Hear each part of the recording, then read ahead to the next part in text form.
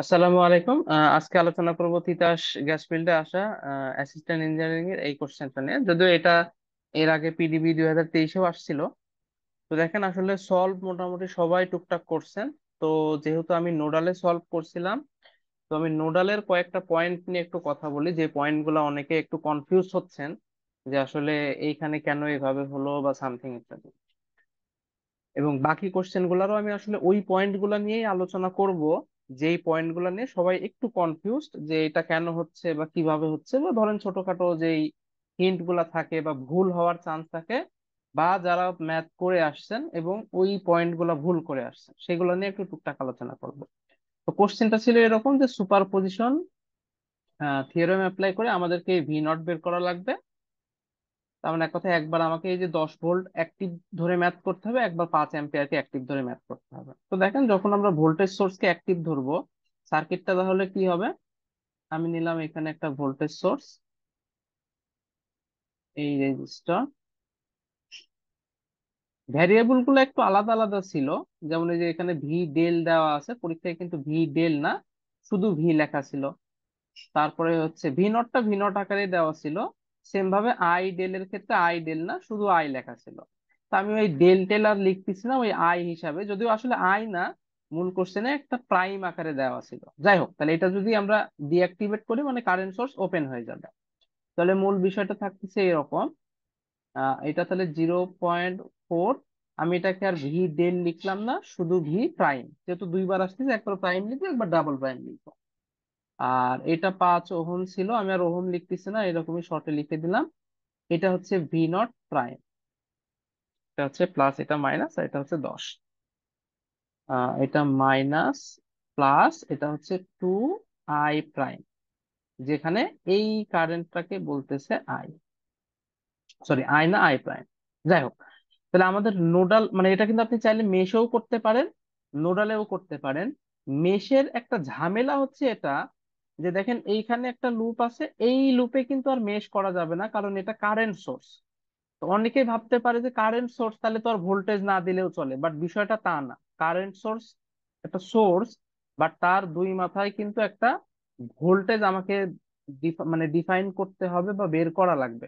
তাহলে আপনি চাইলেই এই লুপে যে কেভিএল অ্যাপ্লাই করে দিবেন আর এটাকে একদম ইগনোরই করে দেবেন টোটালি, এটা আসলে সম্ভব না। আপনার এই দুই মাথায় একটা ভোল্টেজ অবশ্যই মার্ক করতে হবে, একটা আননোন ভ্যারিয়েবল ধরে নিতে হবে। তো যেহেতু এটা একটা ঝামেলার জিনিস, আমি ওই ঝামেলায় যাইতেই চাচ্ছি না। আমি চাচ্ছি যে নোডাল করতে হবে। মেশ করা যাবে, আমি বলছি না যে যাবে না তা না, বাট ওই যে অনেকে এই ভুলটা করতেছে কি, যে এখানে মেশ অ্যাপ্লাই করতে বা কেভিএল অ্যাপ্লাই করতেছে, বাট এটাকে ইগনোর করে দিচ্ছে যে এটা তো কারেন্ট সোর্স, ভোল্টেজ না দিলেও চলবে। বিষয়টা কিন্তু তা না। ভোল্টেজ সোর্সের ক্ষেত্রেও কারেন্ট হিসাব করা লাগে, কারেন্ট সোর্সের ক্ষেত্রেও ভোল্টেজ। এখন কেভিএল এর ক্ষেত্রে তো আর কারেন্ট এরকম দেওয়া লাগে না যে 10 এর সাথে কিছু দেবো, 10 দিলেই চলে। কিন্তু এর ভোল্টেজ তো দেওয়া লাগবে, এই জন্য আসলে মূল ঝামেলাটা তৈরি হচ্ছে। তাহলে আমি যদি এইটাকে গ্রাউন্ড ধরি, গ্রাউন্ড ধরা মানে 0 ভোল্টেজ, সবসময় মনে রাখতে হবে যে কোন নোডের ভোল্টেজ সবসময় গ্রাউন্ডের রেসপেক্টে হবে। তার মানে এটা যেহেতু গ্রাউন্ড মানে 0 ভোল্টেজ, তাহলে এই নোডের ভোল্টেজকে এখন আমি ভি নট প্রাইম দিতে পারি। এটা আমি একটু শর্টে বলি, তাহলে বিষয়টা বুঝতে পারবেন। কারণ পরবর্তীতে আমি একটু দ্রুত ম্যাথটা করার ট্রাই করব, এজন্য বাইরে আমি এই পয়েন্টটা বলি। ধরেন এই পয়েন্টটা হচ্ছে ভি এ, এই পয়েন্টটা হচ্ছে ভি বি, এবং এই রেজিস্ট্যান্সটা হচ্ছে আমার কথার কথা। আচ্ছা, রেজিস্ট্যান্স যা হয় হোক, আমরা এখানকার একটা ভোল্টেজ হিসাব করি। এই ভোল্টেজ ধরেন কথার কথা 10 ভোল্ট। আচ্ছা, এর সাথে মিলানোর দরকার নাই, আমি আননোন আলাদা একটা এক্সাম্পল দিচ্ছি। তাহলে এইটা যদি হয়, তাহলে আমরা এইখান থেকে বলতে পারি এইটা 10 ভোল্ট হওয়ার মানে হচ্ছে এই মাথা এবং এই মাথার বিভব পার্থক্য হচ্ছে 10 ভোল্ট। তার মানে কত? ভিবি মাইনাস ভি এ সমান হচ্ছে 10। এবার ভিবি এইটা সমান দেখেন কত লেখা যায়, ভিবি সমান ভি এ প্লাস 10। তার মানে আমি যখন কোনো একটা নোডে বসে থাকবো এবং এই নোডের মানকে কাজে লাগিয়ে যখন এই নোডের ভোল্টেজের মান বের করব, তখন কি করতে হবে? এই নোডের ভোল্টেজটা লিখবো, দেন এইখান থেকে এই চিহ্নটা বসাই দেব মাঝখানে, দেন এই নোডের ভোল্টেজটা আমরা পেয়ে যাব। এবং অবশ্যই এই চিহ্নের পরে কাকে বসাতে হবে? এই ভোল্টেজটা বসাতে হবে। আমি জিনিসটা আরেকবার বলি। কোন একটা নোডে বসে আছি, যার মান আমরা জানি, এবং এই নোডের মান আমরা বের করতে চাচ্ছি, তাহলে সেই নোডের মান সমান এই নোডের মান আগে বসাবো, দেন চিহ্ন হবে এই যে উপরের এটা, এবং কোন ভ্যালুটা বসাই দেবো, এই ভ্যালুটা বসাই দিলে আমরা উপরের যে নোটটা আছে সেই নোটটা পেয়ে যাব। তাহলে এখানে দেখেন বিষয়টা কি রকম দাঁড়াচ্ছে। এটা যদিও সবাই বুঝে, বাট তারপরে বোঝানোর জন্য বলতেছি। তাহলে এটা 0। তাহলে এইখানকার নোডের ভোল্টেজ কত হবে? এইটা প্লাস এইটা, তার মানে এই নোডের ভোল্টেজ হবে V0 প্রাইম। এখানে যদিও বুঝতে কঠিন লাগে নাই, কারণ এটা তো নর্মালি বুঝেন, এটা লাগবে পরবর্তীতে, এই জন্য আগে থেকে বলে দিলাম। এবার আমরা এখানে কিন্তু কেসিএল অ্যাপ্লাই করে ফেলতে পারি। কেসিএল কিভাবে অ্যাপ্লাই করব? আচ্ছা, তার আগে আরেকটা জিনিস, এইখানে কিন্তু একটা ভোল্টেজ মার্ক করা আছে, সেটা হচ্ছে ভি প্রাইম। যেহেতু এটা ভি ডেল, এটা ভি ডেল, আমরা যেহেতু এটাকে ভি প্রাইম নিচ্ছি, এটা ভি প্রাইম। খেয়াল করে দেখেন, এই যে কারেন্টটা যাচ্ছে সেটা আসলে এইভাবে যাচ্ছে, তার মানে এই কারেন্টটাই হচ্ছে 0.4 ভি প্রাইম। তাহলে এই যে দুই মাথার ভোল্টেজ ভি প্রাইম, এইটা সমান অ্যাকচুয়ালি কত? ভি প্রাইম সমান, দেখেন, নর্মালি রেজিস্ট্যান্সের কারেন্ট প্লাসে এন্টার করে মাইনাসে লিভ করে, বাট এখানে কারেন্টের ডিরেকশন দেখতেছি প্লাস থেকে বেরোচ্ছে, তার মানে উল্টা। তাহলে -0.4 ভি প্রাইম ইন্টু 10। তার মানে দেখেন ভি প্রাইম এটা যদি এই পাশে আসে, তাহলে +4 ভি প্রাইম সমান 0, বা 5 ভি প্রাইম সমান 0। অতএব ভি প্রাইম সমান আমরা বলতে পারি 0। তার মানে এখানে আমাদের যে ভি প্রাইম, এটা 0, এটা আমাদের জন্য খুব সহজ হয়ে গেল। এখন আমরা এখানে কিন্তু কেসিএল অ্যাপ্লাই করে দিতে পারি। তাহলে কেসিএল অ্যাপ্লাই করলে কত হয়? V0 prime -10 divided by 5, plus এই যে এই ব্রাঞ্চটা V0 প্রাইম ডিভাইডেড বাই 20, আর এই কারেন্টটা আসতেছে, তাহলে -0.4 ভি প্রাইম ইকুয়াল 0। কিন্তু যেহেতু ভি প্রাইম মানেই 0, তাহলে এই টার্মটাও টোটালি 0 হয়ে যাবে। সো আমরা এই লাইনটাকে লিখতে পারি এইভাবে, V0 প্রাইম -10, পরীক্ষার খাতায় লেখার দরকার না, আমি জাস্ট এখানে বোঝানোর জন্য দেখাচ্ছি, ইকুয়াল 0। তাহলে দেখেন এটা সলভ করলেই কি আমাদের V0 প্রাইমটার মান চলে আসবে। তাহলে V0 প্রাইম কত, আমি ক্যালকুলেটরে করে দিচ্ছি। তো V0 প্রাইমকে আমরা এক্স ধরে নিলাম, x -10 divided by 5 plus x divided by 20 equal 0। Solve করে দিলে আসতেছে 8। তার মানে এইটা আসতেছে হচ্ছে 8 ভোল্টেজ। দেন আমরা সেকেন্ড সার্কিট আঁকাবো, অর্থাৎ যেখানে আমাদের কারেন্ট সোর্স থাকবে এবং ভোল্টেজ সোর্সটা ডিঅ্যাক্টিভ মানে শর্ট হয়ে যাবে। যেহেতু সার্কিট মোটামুটি একই থাকবে, আমরা এটাকেই কপি করে নেই।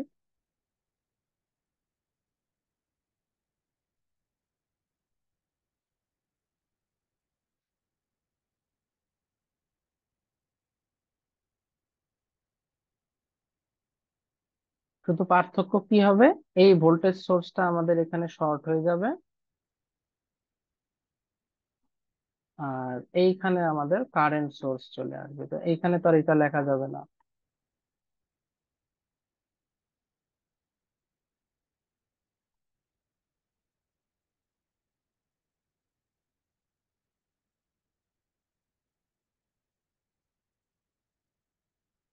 বাস, এই কিন্তু সার্কিট। আর এটাকে আমরা যেহেতু সেকেন্ড সার্কিট, সব ডাবল প্রাইম আকারে লিখে দিই। এটা double prime, double prime, double prime. যেই প্রবলেমটা তৈরি হচ্ছে সেটা হচ্ছে এই নোডের ভোল্টেজ নিয়ে। খেয়াল করেন, এখানে দুই রকম কনফিউশন তৈরি হতে পারে। এক নাম্বার, কেউ যদি এইটাকে গ্রাউন্ড বলে এইটাকে V ডাবল প্রাইম বলে দেয়, তাহলে ভুল। কেন? কারণ বলছিলাম কোন নোডের ভোল্টেজ সবসময় গ্রাউন্ডের রেসপেক্টে হয়। মানে এইখানকার ভোল্টেজ যদি বের করতে চাই, আমাকে গ্রাউন্ডের রেসপেক্টে বের করতে হবে। তাহলে আগের লজিক অ্যাপ্লাই করি, এই ভোল্টেজ থেকে যখন এই ভোল্টেজে যাব, এই ভোল্টেজ মানে কি 0 ভোল্টেজ, তাহলে এই ভোল্টেজটা কত হবে? 0 প্লাস 2I প্রাইম, তার মানে এই পয়েন্টের ভোল্টেজ হচ্ছে 2I ডাবল প্রাইম। সেম, কোন একটা নোড থেকে যখন আর একটা নোডে যাব, সেখানকার ভোল্টেজ কত হবে? এই ভ্যালু, উপরের চিহ্ন প্লাস এইটা, তার মানে এইখানকার ভোল্টেজ হবে হচ্ছে 2I double prime plus V double prime. তো কেউ যদি এইভাবে মার্ক করতে চায় সেটাও করতে পারে। এবার আমি এটা কেন করি নাই, মানে যেটা আমি হচ্ছে পিডিএফ এর যে সলভটা দেখা মানে দিছি সেটা, খেয়াল করেন, আমরা অ্যাকচুয়ালি কারেন্ট কি বলি, মানে কোন একটা ব্রাঞ্চের কারেন্ট বলতে কি বুঝি? ধরেন আমি এই নোডে কেসিএল অ্যাপ্লাই করতে চাই, তাহলে অবশ্যই কি এই নোডে যতগুলো ব্রাঞ্চ আছে সবার কারেন্ট লাগবে। এখন এই কারেন্ট, এই পাশের কারেন্ট দেখেন দিয়েই দেওয়া আছে, যেহেতু এটা কারেন্ট, সো আমাদের ঝামেলা নাই। এটা কারেন্ট, ঝামেলা নাই, তাহলে বাকি থাকলো এই ব্রাঞ্চের কারেন্ট। তো এই ব্রাঞ্চের কারেন্ট মানে কি? দুই প্রান্তের বিভব পার্থক্য ডিভাইডেড বাই রেজিস্ট্যান্স। এখন এই প্রান্ত আর এই প্রান্তের বিভব পার্থক্য কত হচ্ছে দেখেন, এইটা মাইনাস এইটা যদি করি, যদিও এটা অলরেডি দেখেই বুঝে ফেলা উচিত, তাও আমি জাস্ট দেখাচ্ছি। তাহলে এইটা এটা কাটে গেল, থাকে বাকি থাকলো কি এটা না? তো সেটা তো মার্ক করাই আছে। তাহলে আমার এক্সট্রা ভাবে এই নোডের ভোল্টেজ দেখানোর কোনো দরকার আছে? কোনো দরকার নাই। আমি তো বুঝতেই পারতেছি যে এই ব্রাঞ্চের বিভব পার্থক্য ভি ডাবল প্রাইম। তাহলে এই ব্রাঞ্চের কারেন্ট যখন লিখবো তখন ভি ডাবল প্রাইম বাই 10 লিখে দিলেই তো আমার কাজ শেষ। আর যারা বুঝতেছিলেন না তাদের জন্য এটা আমি আবার লিখে দিলাম। সো এইখানে যদি নোড ভোল্টেজ লিখতে চান এটা লিখতে হবে। আর যদি মনে করেন ওই কনসেপ্ট দিয়ে একবারে লিখে দেবো, সো এখানে আর কিছুই লেখার দরকার নেই। তাহলে আমরা একটা কাজ করি, এইখানে আমরা একটা কেসিএল অ্যাপ্লাই করব, এইখানে আমরা একটা কেসিএল অ্যাপ্লাই করব। তাহলে আগে আমরা এই পয়েন্টে কেসিএল অ্যাপ্লাই করব। করলে কত হয় দেখেন, V double prime divided by 10, ওই যে কনসেপ্ট বলেই দিলাম যে এই ব্রাঞ্চের কারেন্ট একবারে লিখে দেওয়া যায়। আর এই কারেন্টটা বের হয়ে যাচ্ছে, সো এটাকে লিখবো হচ্ছে 0.4 ভি ডাবল প্রাইম। আর এই 5 অ্যাম্পিয়ার দেখেন নোডে আসতেছে, means -5 equal 0। Wait wait wait, এটা তো বের হয়ে যাচ্ছে, তো বের হওয়াটাকে তো আমরা প্লাস ধরবো, আর এটা আসতেছে সো মাইনাস ধরবো। তাহলে এইখান থেকে আমরা ভি ডাবল প্রাইমের মান পেয়ে যাব। উদ্দেশ্য কিন্তু আমাদের ভি প্রাইমের মান বের করা। তাহলে ভি ডাবল প্রাইমকে এখন আমরা এক্স ধরে নিতে পারি।